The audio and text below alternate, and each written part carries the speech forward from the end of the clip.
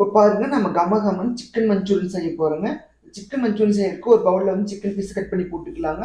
Chicken piece cut பண்ணி போட்ட பிறகு வந்து பார்த்தீங்கன்னா அரைச்சி வச்சிருக்க இஞ்சி பூண்டு பேஸ்ட் 2 ஸ்பூனு, காஷ்மீர் மிளகாய் தூள் 2 ஸ்பூனு, தனி மிளகாய் 2 ஸ்பூன் போட்டுக்கலாங்க.